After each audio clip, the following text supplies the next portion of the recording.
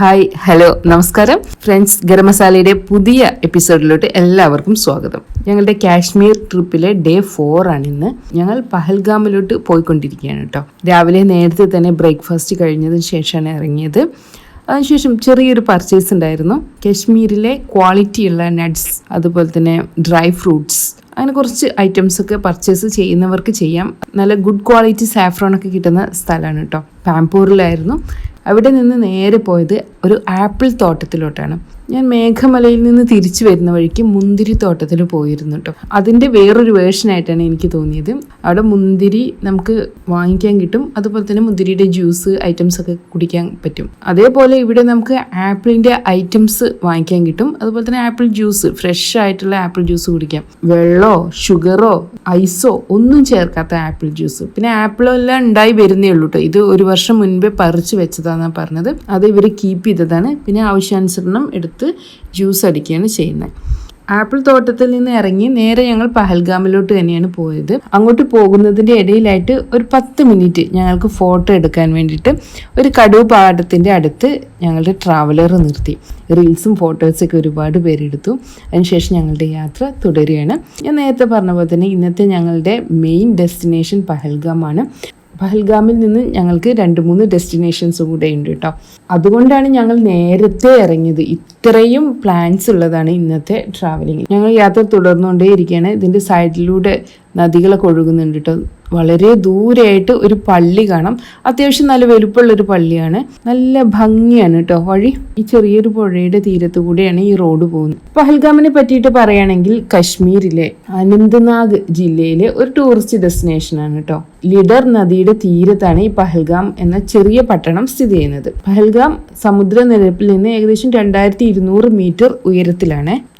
ഞങ്ങൾ പഹൽഗാമിലോട്ടുള്ള എൻട്രി പോയിന്റിൽ എത്തിയിരിക്കുക കേട്ടോ. നല്ല ഭംഗിയുള്ള സ്ഥലങ്ങളാണ്. ഞങ്ങൾ കാശ്മീരിൽ പോയ സമയത്ത് മഞ്ഞുവീഴ്ചയൊക്കെ നിന്നിരുന്നു. ഈ സമയത്ത് മഞ്ഞുവീഴ്ചയൊക്കെ ഒരുവിധം നിന്നിട്ടുണ്ട്. പിന്നെ മഞ്ഞെല്ലാം ഉരുകി വാലിയുടെ ഒരു ഭംഗിയൊക്കെ കാണാൻ തുടങ്ങിയ ഒരു സമയം കേട്ടോ. ഇപ്പോൾ ഈ കാണുന്ന പുഴയൊക്കെ ശൈത്യകാലത്ത് മഞ്ഞായിരിക്കും എന്നാണ് പറയുന്നത്. എന്തായാലും നല്ല ഭംഗിയാണ് കാണാൻ. ഞാൻ യാത്ര ചെയ്യുമ്പോൾ നമ്മൾ വീട്ടിൽ നിന്ന് ഇറങ്ങിയത് മുതൽ തിരിച്ചു വരുന്നത് വരെ എൻജോയ് ചെയ്യുക എന്നൊരു കോൺസെപ്റ്റോടു കൂടിയായിട്ടോ പോകാറ്. പലരും വിചാരിക്കും നമ്മുടെ ഡെസ്റ്റിനേഷനിൽ എത്തിയിട്ട് അവിടെയുള്ളത് എന്തെങ്കിലുമൊക്കെ കാണാമെന്ന്. പക്ഷേ അതിലുപരിയായിട്ട് നമ്മൾ പോകുന്ന വഴികളൊക്കെ നന്നായിട്ട് ആസ്വദിച്ചിട്ട് പോകുമ്പോഴാണ് ആ യാത്ര മുഴുവനായി എന്ന് നമുക്ക് പറയാൻ സാധിക്കുകയുള്ളൂ. പഹൽഗാമിലോട്ട് വരുന്ന വഴി അതുപോലെയുള്ള ഒരു വഴി കേട്ടോ. കുളിർമ നൽകുന്ന കാഴ്ചകളാട്ടോ. ഈ പഹൽഗാമിൽ എത്തിയതിനു ശേഷം നമ്മുടെ ട്രാവലറിൽ ഇനി നമുക്ക് മുന്നോട്ട് പോകാൻ സാധിക്കില്ല. ഇനി ഇവിടെ നിന്ന് നമ്മൾ ക്യാബിൽ പോകണം. ഇങ്ങനെ കൊണ്ടുപോകാനുള്ള ക്യാബുകൾ ഒരുപാടുണ്ട്. ഞങ്ങൾ കൂടെ വന്നവർ ഗ്രൂപ്പുകളായിട്ട് ഓരോ ക്യാബിൽ കയറ്റി വിട്ടിരിക്കുകയാണ്. അപ്പം ഞങ്ങൾ ആദ്യം പോകുന്നത് അരു വാലിയിലോട്ടാണ്. കുതിര സവാരിയൊക്കെ ഉണ്ട്. ഇന്നലെയൊക്കെ നല്ല മഴ ആയതുകൊണ്ട് കുതിരയുടെ മുകളിൽ മുഴുവൻ ചെളിയാണ്. കുതിരയുടെ മുകളിൽ കയറണം എന്ന് വിചാരിച്ചാണ്. എന്തായാലും അതങ്ങ് ക്യാൻസൽ ചെയ്തു. അപ്പോൾ ഞങ്ങൾ ക്യാബിൽ ആദ്യം പോകുന്നത് അരു വാലിയിലോട്ടാണ്. ഇനി ആരു വാലിയെ പറ്റി പറയുകയാണെങ്കിൽ പഹൽഗാമിൽ നിന്നും 53 കിലോമീറ്റർ അകലെയാണ് ഈ വാലി സ്ഥിതി ചെയ്യുന്നത്.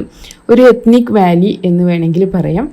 ലിഡർ നദിയിൽ നിന്ന് 11 കിലോമീറ്റർ മുകളിലായിട്ടാണ് ഇത് സ്ഥിതി ചെയ്യുന്നത് കേട്ടോ.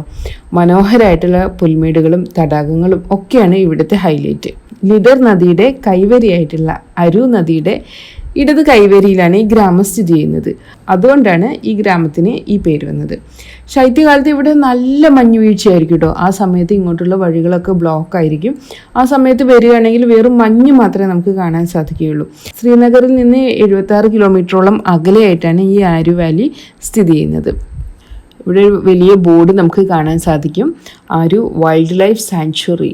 ഈ പോയിന്റിൽ നിന്ന് 8 കിലോമീറ്റർ ദൂരെയായിട്ടാണ്.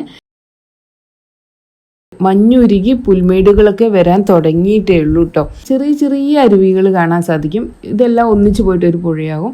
പിന്നെ അതിനുശേഷം അത് വലിയൊരു പുഴയായിട്ട് മാറും. ഇവിടുത്തെ ഭംഗി എന്ന് പറയുന്നത് വാലി വ്യൂ തന്നെയാണ് കേട്ടോ. അത്രയും ഭംഗിയാണ്. അത് ആസ്വദിക്കുക തന്നെ വേണം. നമ്മൾ പോകുന്ന ആരു വില്ലേജ് ഉണ്ടല്ലോ, അതൊരു എത്നിക് വില്ലേജാണ്. ഇവിടെ ടെൻറ്റ് ചെയ്തിട്ടൊക്കെ ആളുകൾ താമസിക്കുന്നുണ്ട് കേട്ടോ. മല കയറിക്കൊണ്ടിരിക്കുകയാണ്. ഡ്രൈവർ പാഞ്ഞു പോവുകയാണ്. നമ്മുടെ ഡ്രൈവറിന് ഇതൊന്നും ഒരു പ്രശ്നമേ അല്ല. ഇവിടുത്തെ എത്നിക് വില്ലേജാണ് കേട്ടോ ഇത്. മരം കൊണ്ടുള്ള വീടുകൾ, അതുപോലെ തന്നെ വീടിൻ്റെ ബൗണ്ടറി വാളുകളൊക്കെ കണ്ടാൽ മനസ്സിലാകും മരക്കുറ്റി നാട്ടി വെച്ചിരിക്കുകയാണ്. Something different. ഇനി ഇവിടെ സ്റ്റേ ചെയ്യണമെന്നുണ്ടെങ്കിൽ സ്റ്റേ ചെയ്യാൻ ഗസ്റ്റ് ഹൗസുകളുണ്ട്, ഹോം സ്റ്റേകളൊക്കെ അവൈലബിൾ ആണ്. ഇനി ഷെഡ്യൂൾഡ് അല്ലാത്തവർക്കൊക്കെ 1-2 ദിവസമൊക്കെ സ്റ്റേ ചെയ്ത് ഇവിടുത്തെ ആളുകളുടെ ജീവിതം എല്ലാം മനസ്സിലാക്കിയിട്ടൊക്കെ തിരിച്ചു വരാം കേട്ടോ. ഞങ്ങൾ ഡ്രൈവർ ആര്യു വാലിയുടെ സ്റ്റാർട്ടിങ് പോയിന്റിൽ ഞങ്ങൾ കൊണ്ടുപോയി ഇറക്കിയിരിക്കുകയാണ്. ഇനി വാലി വ്യൂ കാണണമെങ്കിൽ ഞങ്ങൾക്ക് ഇവിടുന്ന് ഒരുപാട് നടക്കണം കേട്ടോ. അപ്പോഴേക്കും ഫൈസൽക്കേക്ക് ഒരു ചായ കുടിക്കണം എന്ന് തോന്നി. അപ്പോൾ ഇവിടെയുള്ള ചെറിയ ഒരു റെസ്റ്റോറൻറ്റിൽ കയറിയിരിക്കുകയാണ്. ഇവിടെ ഞങ്ങൾ മാത്രമേ ഉള്ളൂ കേട്ടോ. എന്തായാലും ചായ സൂപ്പറായിരുന്നു കേട്ടോ. ചായ കുടിച്ചതിന് ശേഷം ഞങ്ങൾ മുന്നോട്ട് പോകാൻ തുടങ്ങി. ഇവിടെ നല്ല തണുപ്പാണ് കേട്ടോ. ഇവിടുത്തെ ടെമ്പറേച്ചർ 10 below ഒക്കെ എക്സ്പെക്റ്റ് ചെയ്യാം. ഇനി ഉച്ചയോട് അടുത്ത് വന്നിരിക്കുകയാണ്. ഇനി ഉച്ചയാകുമ്പോൾ എന്താണ് കാലാവസ്ഥ എന്ന് അറിയില്ല കേട്ടോ. ഇവിടെ നമുക്ക് റിവർ പോയിന്റ്, അതുപോലെ തന്നെ കേവ്, ആര്യു വാലി, പിന്നെ ഗ്രീൻ ടോപ്പ്, ലിഡർ വാലി, അങ്ങനെ ഒരുപാട് കാണാനൊക്കെ ഉണ്ട് കേട്ടോ. ഇങ്ങോട്ടെല്ലാം പോണി സഫാരി ഉണ്ട്, അതുപോലെ തന്നെ ട്രെക്കിങ്ങിനുള്ള അസിസ്റ്റൻസ് ഉണ്ടായിരിക്കും. വേണ്ടവർക്ക് അതൊക്കെ യൂട്ടിലൈസ് ചെയ്യാം കേട്ടോ. ഇവിടെ എത്തിയപ്പോഴാണ് ഇത്രയും അധികം ആളുകൾ വരുന്നൊരു സ്ഥലമാണെന്ന് മനസ്സിലായത്. കുതിരകളൊക്കെ ഉണ്ട്, നമുക്ക് പോണി സഫാരിയൊക്കെ നടത്താം. പക്ഷെ മഴ ആയതുകൊണ്ട് നിറയെ ചെളിയാണ്. മഞ്ഞുമലയുടെ ഒരു വ്യൂ, അതുപോലെ തന്നെ പൈൻ ട്രീസിൻ്റെ വ്യൂ, ഒരു സൈഡിലൂടെ ഒരു നദി ഒഴുകിക്കൊണ്ടിരിക്കുകയാണ്. കാണാൻ തന്നെ നല്ല ഭംഗിയാണ് കേട്ടോ. കണ്ണിന് നല്ലൊരു കാഴ്ച, അതേപോലെ തന്നെ നല്ല ക്ലൈമറ്റ്. അതാണ് ആര്യു വാലിയുടെ അട്രാക്ഷൻ. വാല്യൂ വെച്ചിട്ട് നമുക്കിവിടെ ഫോട്ടോസ് എടുക്കാം കേട്ടോ. പിന്നെ ഇവിടുത്തെ വേറൊരു അട്രാക്ഷൻ കൂടെയുണ്ട്. അത് മറ്റൊന്നുമല്ല, കാശ്മീരി ട്രഡീഷണൽ ഡ്രസ്സ് വിയർ ചെയ്തിട്ട് നമുക്ക് ഫോട്ടോസ് എടുക്കാമെന്ന്. പലർക്കും ആ ഒരു ഡ്രസ്സിൽ ഫോട്ടോസൊക്കെ ഇഷ്ടമാണ് കേട്ടോ. എന്തായാലും നല്ലൊരു എക്സ്പീരിയൻസ് ആണ്. പിന്നെ ഇവിടെ ഒരുപാട് ഐറ്റംസ് നമുക്ക് പർച്ചേസ് ചെയ്യാൻ കിട്ടും. ഞാൻ നേരത്തെ വരുന്ന വഴിക്ക് ഡ്രൈ ഫ്രൂട്ട്സ് ആൻഡ് നട്ട്സിൻ്റെ ഷോപ്പ് പറഞ്ഞല്ലോ. എന്നാൽ ഇവിടെ ഓപ്പൺ മാർക്കറ്റിൽ തന്നെ നമുക്ക് ഡ്രൈ ഫ്രൂട്ട്സും നട്ട്സും എല്ലാം വാങ്ങിക്കാൻ കിട്ടും. ഇവിടെ പാക്കൊന്നും ആയിരിക്കില്ല, നമുക്ക് തൂക്കിയെടുക്കാം. 1/2 kg 1 kg അങ്ങനെ തൂക്കിയെടുക്കാം. കേസർ മഹലിൽ നിന്ന് വാങ്ങിച്ചതിൻ്റെ പകുതി വിലയ്ക്കാണ് ഇവിടെ ഡ്രൈ ഫ്രൂട്ട്സും നട്ട്സും ഒക്കെ കിട്ടുന്നത് കേട്ടോ. ആര്യു വാലിയിൽ ശരിക്കും കുറച്ചധികം ടൈം തന്നെ സ്പെൻഡ് ചെയ്തു കേട്ടോ. പിന്നെ ഇവിടുന്ന് ഫുഡ് കഴിക്കേണ്ടവർക്ക് കഴിക്കാം, ഒന്ന് ഫ്രഷ് ആവേണ്ടവർക്ക് ഫ്രഷ് ആവാൻ വാഷ്റൂമൊക്കെ ഉണ്ട്. അതെല്ലാം കഴിഞ്ഞതിന് ശേഷം ഞങ്ങൾ അടുത്ത ഡെസ്റ്റിനേഷനിലോട്ട് പോകുന്നത് ചന്ദൻ വാലിയിലോട്ടാണ്. ഇവിടെ കണ്ടില്ലേ, മരങ്ങളിലൊന്നും ഇലയില്ലല്ലോ, ഇതെല്ലാം ഉണങ്ങി നിൽക്കുന്നതാണെന്നാണ് ഞാൻ ആദ്യം വിചാരിച്ചത്. പക്ഷേ ഇതിലെല്ലാം ചെറിയ ചെറിയ ഇലകൾ വരുന്നുണ്ട് കേട്ടോ. ഇനി അടുത്തതെന്ന് പറയുന്നത് ഈ മരത്തിൽ നിറയെ ഫ്ലവേഴ്സ് ആയിരിക്കുന്നു. അപ്പോഴാണ് ഈ ആര്യു വാലിയുടെ യഥാർത്ഥ ഭംഗി കാണാൻ പറ്റുക എന്നാണ് ഞങ്ങളുടെ ഡ്രൈവർ പറഞ്ഞത്. കുറച്ചുകൂടെ 1-2 മാസം കൂടെ കഴിഞ്ഞ് വന്നാൽ ഈ ഒരു വ്യൂവേ ആയിരിക്കില്ല ആര്യു വാലിക്ക്. എന്തായാലും കാണാൻ കിടിലനാണ് കേട്ടോ. പുൽത്തകിടിയിലെല്ലാം നിറയെ ആടുകളാണ്. അതുപോലെ തന്നെ ദൂരെ മഞ്ഞുമലകൾ കാണാം, അതിൻ്റെ താഴ്വാരത്തിലൂടെ നദി ഒഴുകുന്നത് കാണാം. ശരിക്കും ഇതെല്ലാം കണ്ടപ്പോൾ നല്ല സന്തോഷം തോന്നി. 2 ദിവസമായിട്ട് മഞ്ഞിൽ തന്നെ ആയിരുന്നല്ലോ ഞങ്ങൾ. പക്ഷേ ഇവിടെ വന്നപ്പോൾ വേറൊരു ഭംഗിയാണ്. ആര്യു വാലിയിൽ നിന്ന് ചന്ദൻ വാലിയിലോട്ട് പോകുന്ന വഴിയാണിത്. ഞാൻ നേരത്തെ പറഞ്ഞ പോലെ തന്നെ ചെറിയ ചെറിയ അരുവികൾ, അതാണ് ഇവിടുത്തെ ഹൈലൈറ്റ് കേട്ടോ.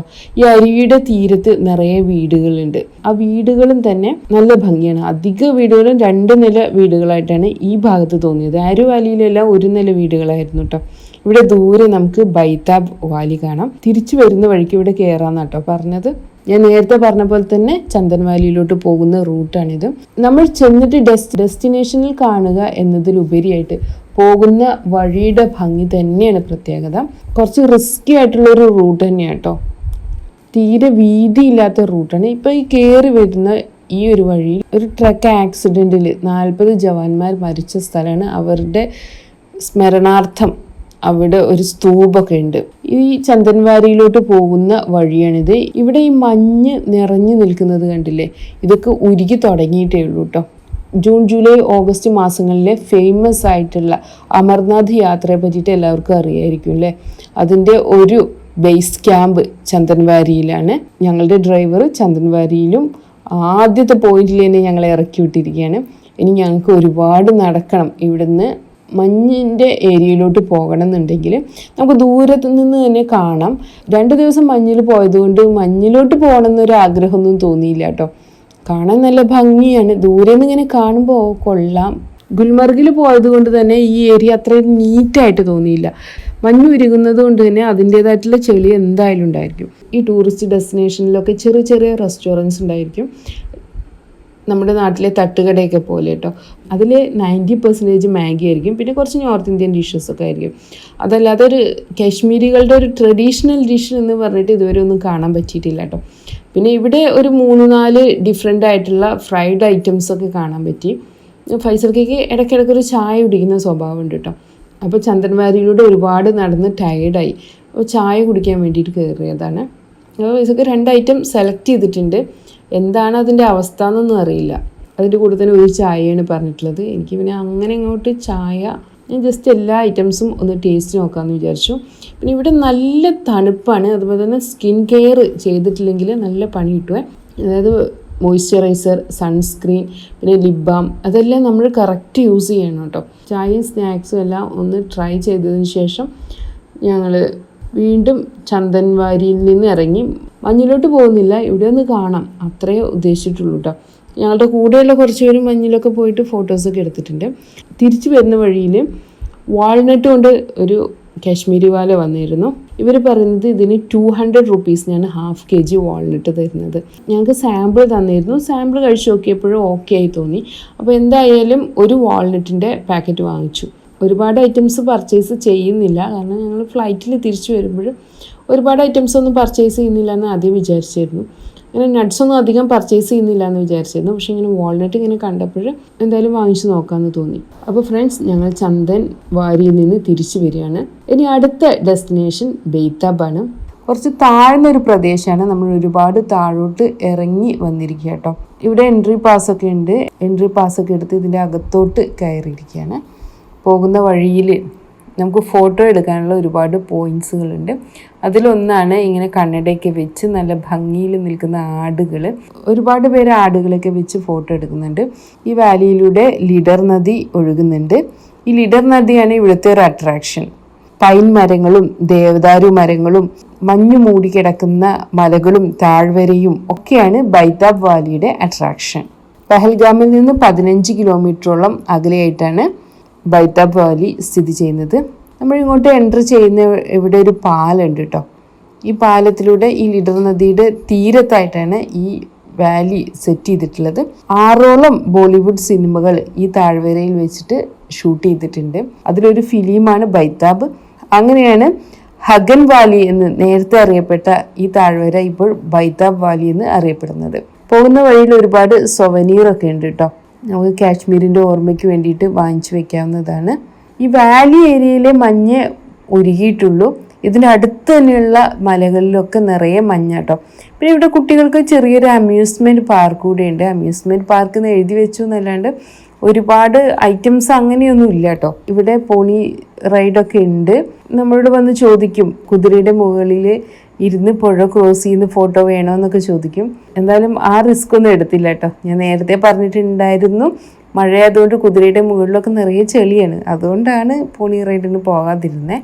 നല്ല ഭംഗി തന്നെയാണ് കേട്ടോ. വാലി വ്യൂ നല്ല ഭംഗി തന്നെയാണ്. ഈ ബൈതാബ് വാലിയിൽ ഏകദേശം ഒരു 2 മണിക്കൂറോളം സ്പെൻഡ് ചെയ്യാനുണ്ട് കേട്ടോ. ഇനി പോണി സഫാരി ഉദ്ദേശിക്കുന്നുണ്ടെങ്കിൽ മലയിലോട്ട് പോകുന്നുണ്ട്. അങ്ങനെയാകുമ്പോൾ കുറച്ചുകൂടെ ടൈം വേണ്ടി വരും. ബാക്കിയൊക്കെ 2-3 മണിക്കൂറിൻ്റെ കാര്യമുള്ളൂ. നല്ല ഭംഗി തന്നെയാണ്.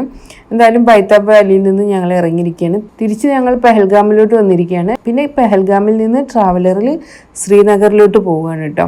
ഇരുട്ടായി തുടങ്ങി. പോകുന്ന വഴി ലിഡർ നദിയും അതിൻ്റെ തീരത്തെ മനോഹരമായിട്ടുള്ള കാഴ്ചകളൊക്കെ കാണാൻ സാധിക്കും. അങ്ങനെ ഫ്രണ്ട്സ്, ഞങ്ങൾ റൂമിലെത്തിയപ്പോഴേക്കിനും ഒരുപാട് ലേറ്റ് ആയിട്ടോ. 3 മണിക്കൂറോളം യാത്ര ഉണ്ടായിരുന്നു. ശരിക്കും യാത്ര ചെയ്ത് ടയേർഡായത് ഇന്നായിരുന്നു. പെട്ടെന്ന് തന്നെ ഡിന്നർ കഴിച്ച് വേഗം ഉറങ്ങി. ഡിന്നറിൻ്റെ വിശേഷങ്ങൾ അടുത്ത വീഡിയോയിൽ ഷെയർ ചെയ്യാം. നാളെ ഞങ്ങൾ ശ്രീനഗർ കാണാൻ പോകും കേട്ടോ. ശ്രീനഗറിൽ ടുലിപ്പ് ഗാർഡൻ ഓപ്പണാണ്. അതുപോലെ ഷിക്കാറ റൈഡ് ഉണ്ട്. ശ്രീനഗറിലെ വിശേഷങ്ങളുമായിട്ട് അടുത്ത വീഡിയോയിൽ കാണാം. Thanks for watching. Thank you.